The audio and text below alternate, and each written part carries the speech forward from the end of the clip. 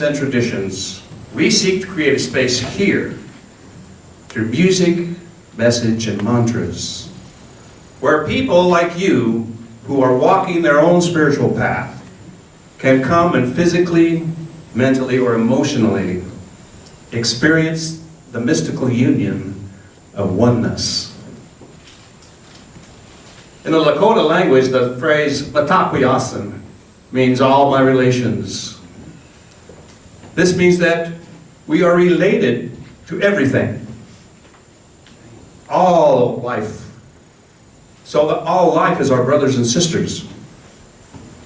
The Hopi have an understanding that in the beginning of this world, a being known as Spider Woman emerged, and what she did was weave the web of creation so that her grandchildren could experience life and know themselves in the presence of each other in the world. In the Buddhist traditions, we hear something very, very similar.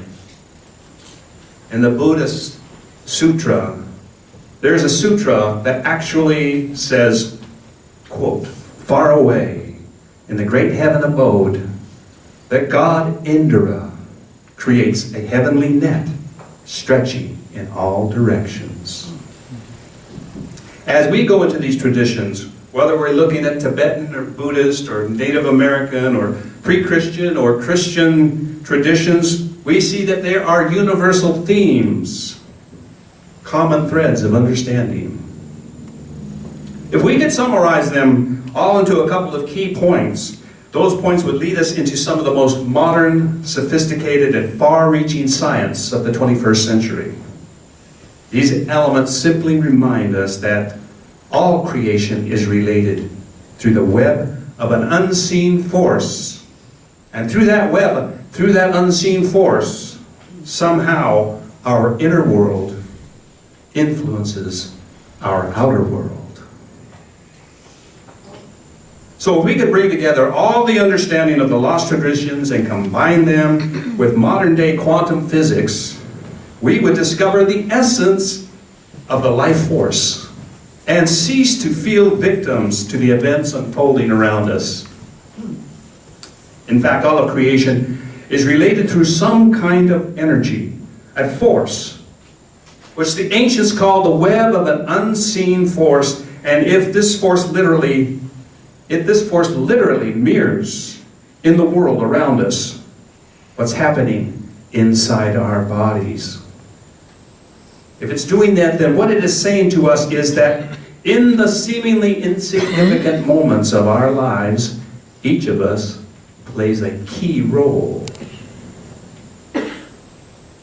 Even when you're at the dinner table, maybe you're driving your car alone, when you're at work, when you're with friends, when you're walking the dog. The way we live our lives in every moment of every day is actually pooling and collecting together energy into the global answer for our time and history. Because the world around us is mirroring not what we do, but what we have become inside of our bodies. But as scientific people of North America, we want to know, do we have any evidence of such a web actually existing? Is there a link? Does a link exist so that we don't, and why don't we hear about it more if it does exist? Well, you're going to hear about it more here at the center of universal light. I got an email recently from a visitor named Tia Rosengarten, who lives in Vermont. But she came out here this winter and stayed in Cottonwood and attended CUL every Sunday she was here. Some of you may have met her or seen her. She's a very nice woman. She's back in Vermont now. I had just called her to thank her for her very generous donation that she gave to Kim and I on Valentine's Day to help pay towards our salary, which you can see from our budget, but we were not taking from the CUL gifts and offerings. I think it's important to hear what visitors to CUL have to say. And Tia said this: I'm still thinking about what Arvel said to me regarding comments he received from members of CUL. That it's not the same when he's not here. I feel that one of the gifts of the Center of Universal Light is that you do have other speakers. No matter how much we acknowledge the Spirit's presence, we can only manifest what we personally have. We each manifest this presence differently, and that is a gift to those of us who are listening. Who knows what will touch one person or another?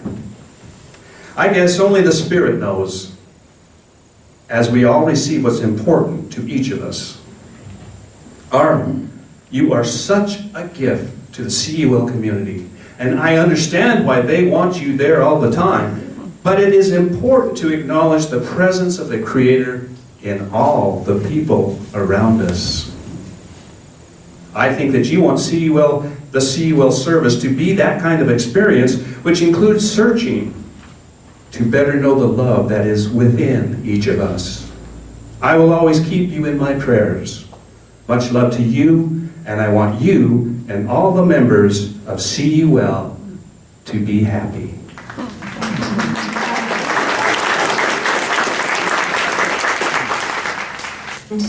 One Sunday, we came here to the Center of Universal Light, and I really felt something magic here for me. And it felt as if the universe was giving me a little nod. Something I remember Kimberly saying, a God wink. Was that you, Kimberly? Yeah. The God wink. And in every cell of my body, it felt like the message was, stay a while. There are kindred souls here. And lots of surprises. Thank you to Paula and Bonnie for stepping up to, they not only made the suggestion that we do this, but they actually stepped up and took responsibility to do it. So we really do appreciate that. Now we do have I don't know what we're calling it. We're calling it the heart suggestion box in the back. So when you fill it up, or when you fill out the card, just place it right there in the suggestion box. We'd love to hear from you. All right, I think, batter up, babe.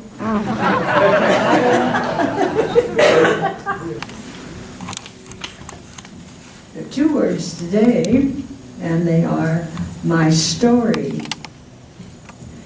I mentor others by sharing spiritual lessons I have learned.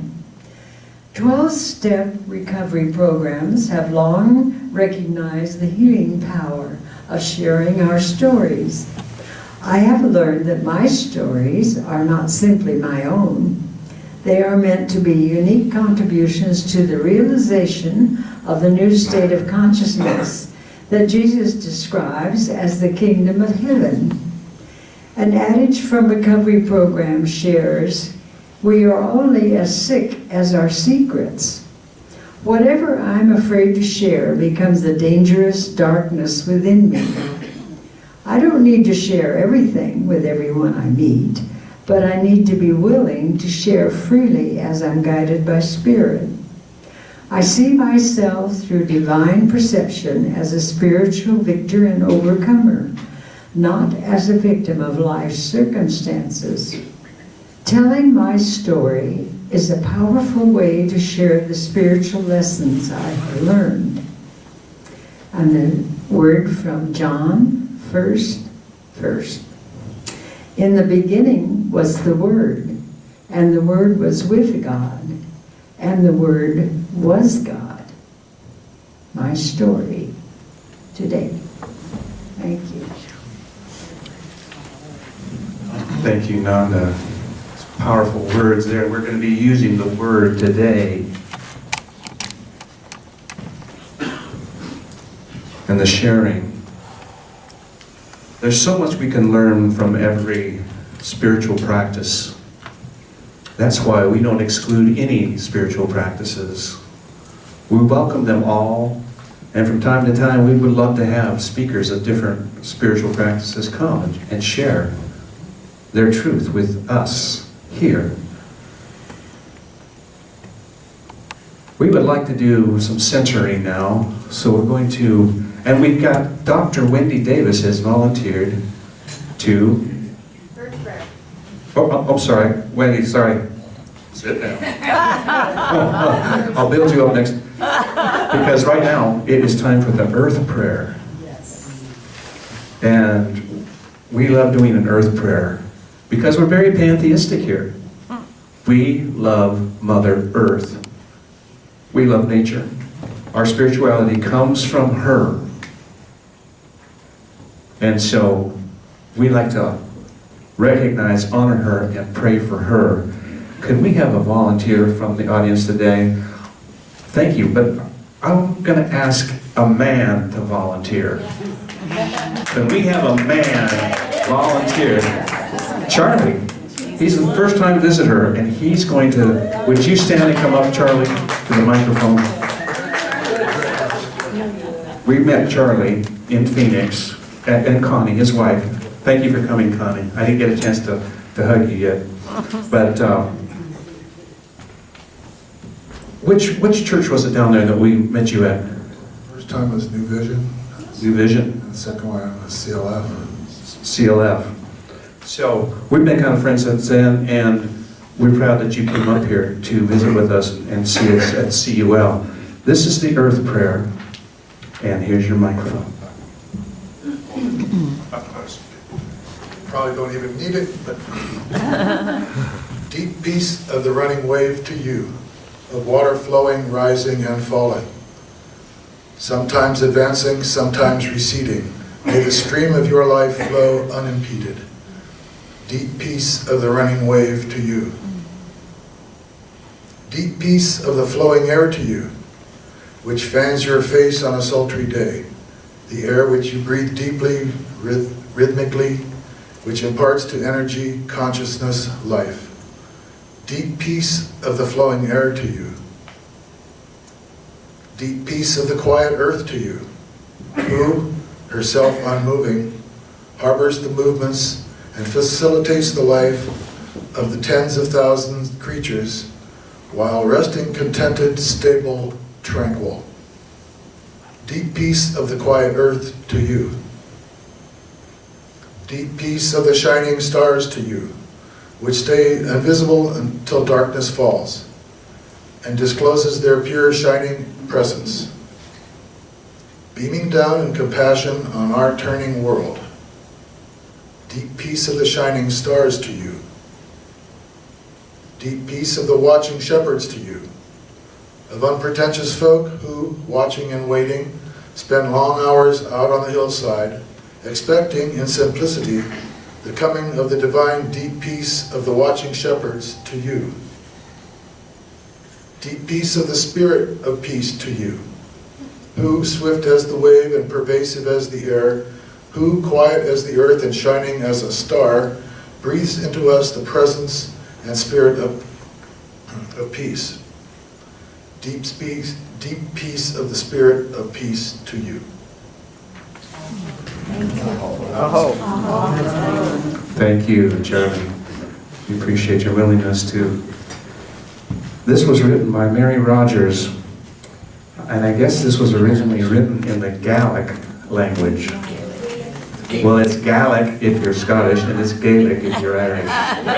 So Gaelic or Gaelic? Garlic. Not garlic.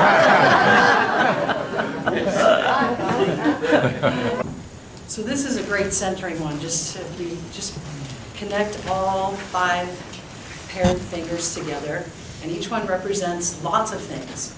I like to think of them as the 5 Buddha families, or some of the planets and the moon. You could think of it as body parts, the index finger being the head, coming to the heart for the Inanna Mudra. And isn't it neat that we say things are okay? It ain't an accident. So I thought, since we're spending so much beautiful energy talking about the 4 directions, we'll do the 4 directions and elements in our mudras and in a song. So you'll listen to it, and then you'll join in. And you can join in as you go because it's one of those easy peasy kind of things.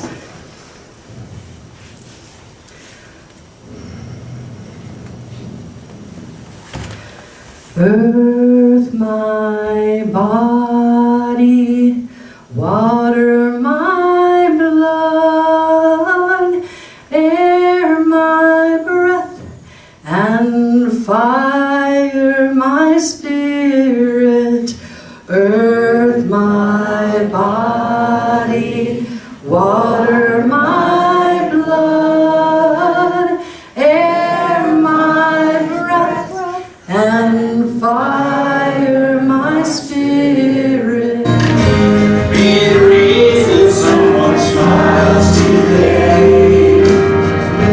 Be the reason someone feels love. And believe in the goodness in you. We're all equal because we are different. We are one humanity. We are one humanity. We are one humanity. We are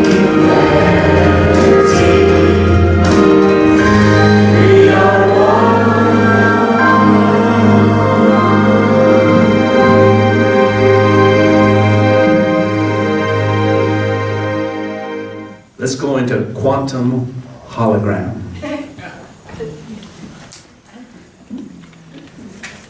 When we pray, we express our intentions, which are uttered in order that some effect may be achieved, right?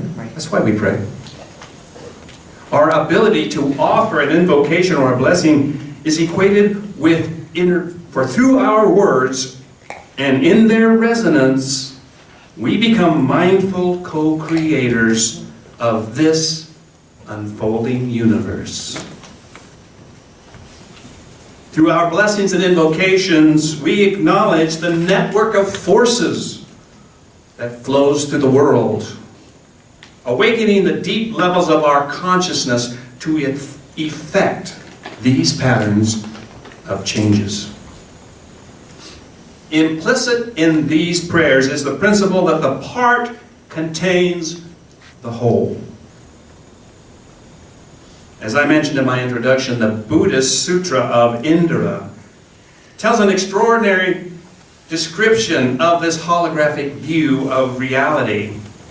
It says, the heaven of Indra is said to be a network of pearls, so arranged that if you look at one, you see all the others reflected in it. This is the same way some scientists now recognize that each object in the world is not only itself solitary, but involves every other object as well. In other words, all events are in some way interdependent, and everything we do affects the whole. I'm going to grab my water. Don't go away.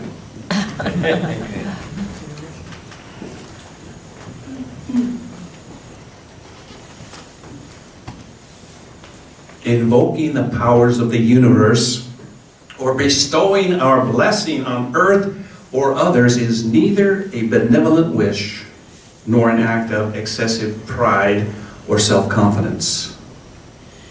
I've been talking for some time now about leading this gathering, this collective, into emptiness so that we can form community.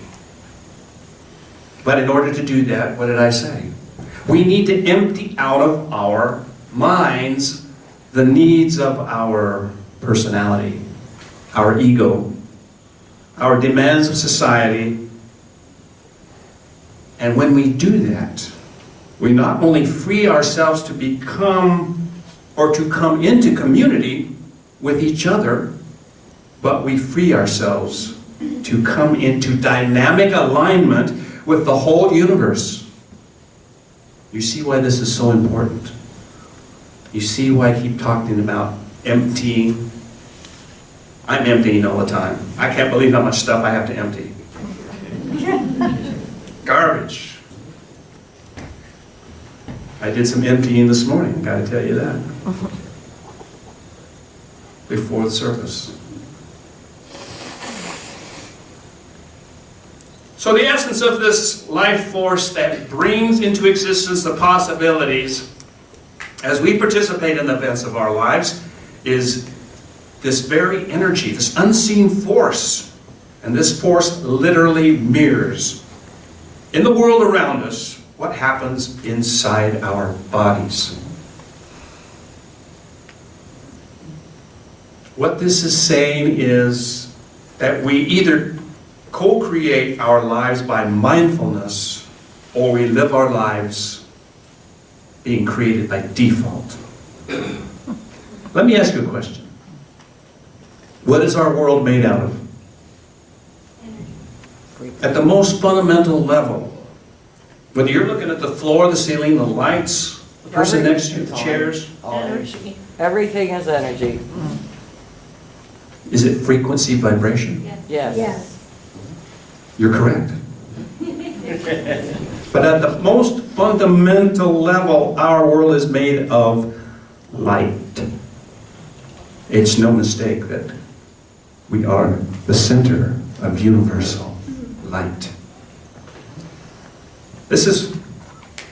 And some light is fast moving, and some light is slow. It's the photons, the particles of light that our world is made of, that form, that is being influenced by our human DNA. Photons. In the early 1990s, a Russian quantum physicist named Vladimir Poponin proved in experiments that particles of light are affected by human DNA. In fact, they become aligned with our DNA. What this experiment is showing us is that the stuff inside our bodies is influencing the stuff outside of our bodies in our world, that our world is made out of. The ancient ones suggested that this relation existed almost exclusively, universally. Poponin also removed the DNA from his experiment and discovered that the particles of light acted as if the DNA were still there. Why? What is holding those particles in place? What are they attached to? The particles remained ordered. We are now forced to accept the possibility that some force or energy is being excited by the human DNA. This experiment is called the DNA phantom effect. So we now know that a previously unrecognized form of energy exists, and it appears that our DNA is communicating with matter, with the photons of light, through this energy. Let's look at emotions. Gratitude, appreciation, love, compassion. These kinds of emotions have direct, measurable effects on DNA. They make it relax. You know, when you see the DNA, it's all kind of, what do they call it, a helix. It's twisted, right? Yes. But these emotions of gratitude, appreciation, love, and compassion make it relax, untwine itself, as it were, so that the strands are no longer twisted. Have you ever heard that before? No. Doesn't it just make you relax to say those words? Say them with me. Love. Love. Compassion. Compassion. Appreciation. Appreciation. And gratitude. I feel my strands relaxing. What we're seeing now in published reports is that people trained in feeling love, God, we have to be trained to feel love, but people trained in feeling love and appreciation were able to intentionally change the shape of their DNA. So what this is saying is that under very specific forms of powerful emotions, we are impacting either positively or negatively the immune systems in our bodies. Right on.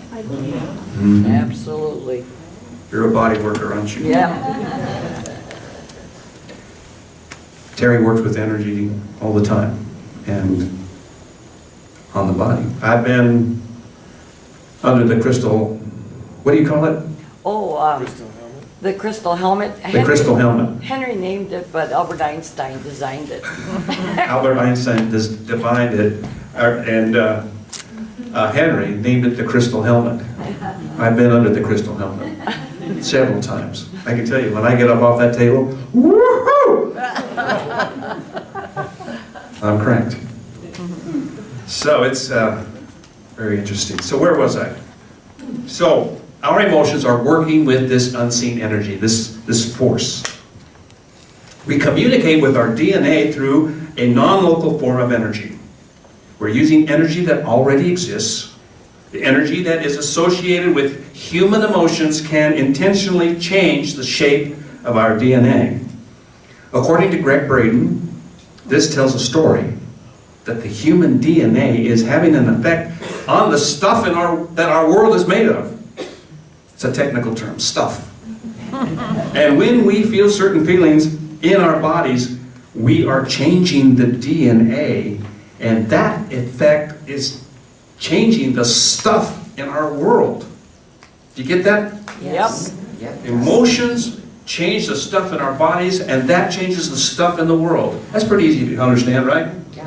We all know what stuff is. And it's not happening in space and time, which means that it can happen in the same room, or it can happen 400 miles away. And that's what's called non-local. And that's what the term non-local means. So this begins to describe a technology that says when we live our lives in a certain way, we can expect to be happy, healthy, prosperous, and productive individuals. And we can expect to have peace in our world. But if we choose to live differently, we can fully expect to see illness, disease in our bodies, and suffering in our world. Researchers are working with this energy and are now saying that the energy that connects all creation appears to be a tightly woven web that makes up what they're calling the fabric of creation. It's not out there somewhere. It's here. Inside of us. It's here. We're all part of it. It permeates all creation. As Braden would say, it's the stuff that's in between the nothing of our world. The stuff that's in between the nothing. You know, that space between the atom and the electron. That's the stuff. Now we're seeing in our world around us anger, rage, hate, jealousy, all the elements of fear, which have different expressions, but they're all fear-based responses. The mechanisms that, and these are mechanisms that are tightening our DNA helix. It's tightening it down, which is shutting down key responses in our bodies, and these are now being seen in experiments as predictable and repeatable responses. So what's important now for us is to know that we may consciously choose a code of conduct for our lives that has a direct, measurable effect on the health and well-being of the cells in our bodies, and we can say that also extends well beyond us as well. So we have the power within our bodies that we can feel a quality of emotion that is not bound in this world by the laws of physics as we know them today. And we now have begun to prove through scientific experiments that there is a power, there is a force that lives in every human, and by virtue of this force we are empowered to participate with wisdom and discernment in the events of our lives. It is our birthright to command and heal the bodies Hallelujah. to live in peace in this world. Amen. Just as the ancients said, these are all linked through a form of energy, and we are only beginning to understand it.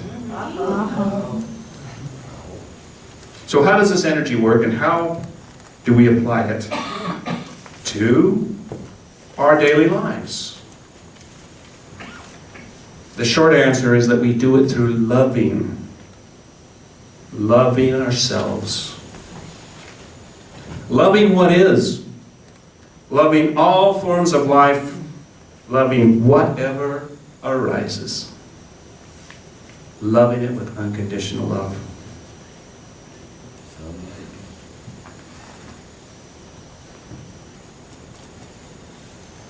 This form of energy, this stuff that's in between the atom and the electron, this unseen force or field of energy, is now being called by scientists and researchers that are acknowledging the existence of this field. They're giving it various names, including, some are actually calling it, this field, the mind of God, or nature's mind, or the 21st century's name for it now, the quantum hologram, which you saw earlier. Greg Braden defines the quantum hologram as the stuff that lives in between the nothing. Oh? That's right. That's the easiest way to understand it, actually. And this stuff is everywhere, all the time. It's already there. It really is the easiest way to understand the quantum hologram. Because the quantum hologram, let's just look at the hologram, is a pattern of energy where every place you look in that pattern has all the information to recreate the pattern anywhere else, because everything you need is already there. So how does this work? Well, so how this works is that all the choices that we make become the collective answer of our time in history. The beautiful hologram. The beauty of it is that every piece is a reflection of each other piece. And that is what is the whole. The W-H-O-L-E. The whole is mirroring back to us. If we make a change anywhere in the pattern, that change would be mirrored throughout the entire pattern. It will be echoed, mirrored, and reverberate throughout the entire pattern. This is important because it appears that we are holographic in nature. Our consciousness is holographic. Our beliefs are holographic. Our bodies are holographic. In every cell in our body, we have DNA, and that DNA has all the information that is required to make another you. All it takes is one little piece. Within each part of the pattern, the whole is inherent. So in a true hologram, if we make a change in one place, and that change is mirrored throughout the whole, and we are in fact holographic in nature, what that says to us that is within each of us lives the power to choose peace, to choose life, and make affirming choices in every moment of every day. The way we breathe the breath of life into our bodies, the way we choose to nourish our bodies with life-affirming food, the way we speak to one another and allow ourselves to be spoken to. All of these are choices we make in every moment, each day, in our seemingly insignificant lives. And all our little choices become the collective answer to our holographic model of consciousness. And we can expect that the choices we make in our individual lives then are mirrored back to us as the world around us. Within each of us is the power to choose life or to defeat life, and the choice is purely up to us. Let's become in each moment of our lives the very things that we want to see mirrored back to us in the world around us, knowing that we become these things from within. Through a field of energy, we become, from the inside, we become what is mirrored back to us. Not only in our families and our communities, but also in policies between countries and nations. And in that way, we contribute to the peace and love for self, the community, and planet Earth. Thank you. I'm Reverend Arvo Bird.